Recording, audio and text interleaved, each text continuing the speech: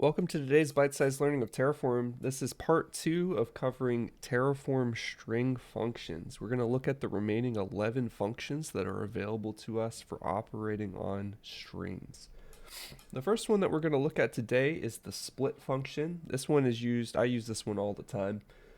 You specify in the first input a separator character and then the string that you want to evaluate. A lot of times you split on a comma or a period or a space, something of that nature. And what it gives you back is a list of items that you can then operate on further. So in this example, this is just splitting on a comma.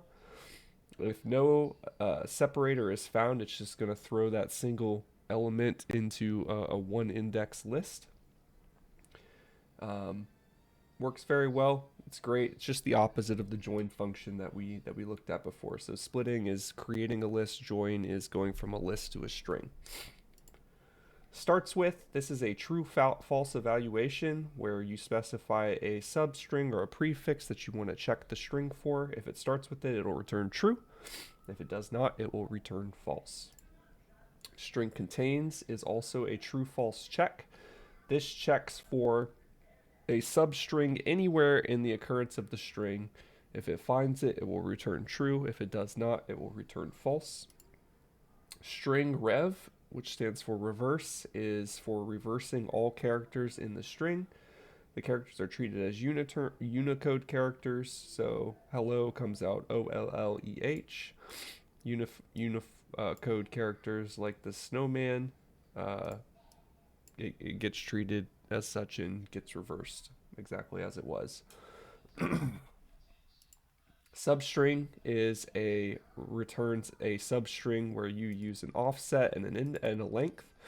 So you choose the index that you want to offset to, you choose how many characters you want to take, and if you supply a length that is longer than the remaining length of the string, it's just going to return you the rest of that substring no matter what.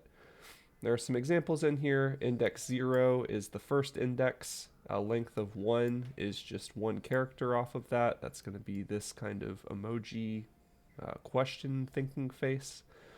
For hello world, you can also use negative numbers. So an index of -5, it starts at the end and it goes -1, 2, 3, 4, 5. It starts at this W.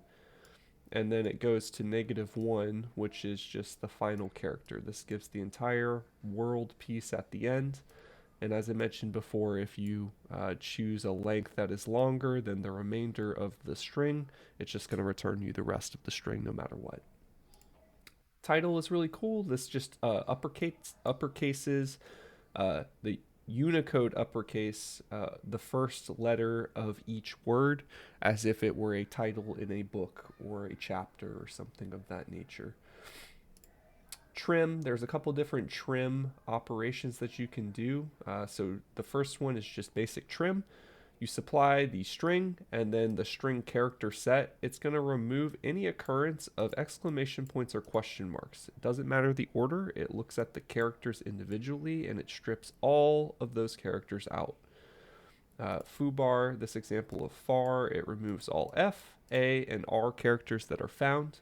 In this case, it just returns oob.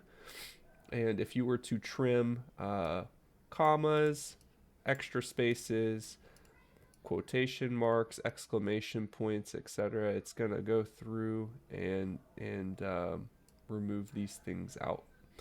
Every occurrence of a character in the second argument is removed from the start and end of the string specified in the list. So this gets a little confusing. I actually misread this last example. This is the string. This is the character set. The character set is simply exclamation point in space. So exclamation points and single spaces are removed out. Very cool.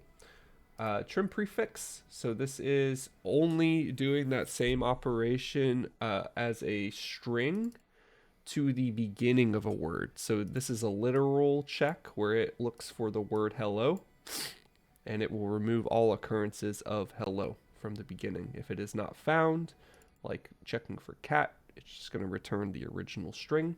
Suffix the same, but at the end of the string.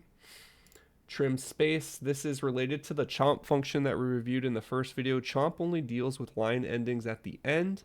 This follows the Unicode definition of a space, which includes regular spaces, tabs, new line characters, and other space-like characters, including new lines. So this trims both the front and the back, and will return just the word hello. Typically, if I were doing operations, I care about spaces at the front as well getting removed, so I would opt for trim space over chomp in most cases.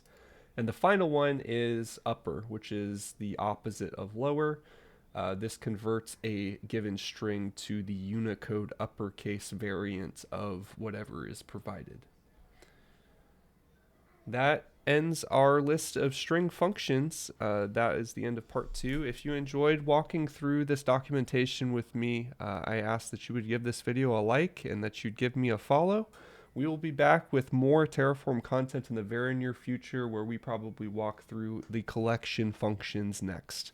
I appreciate it. Hope you have an excellent day.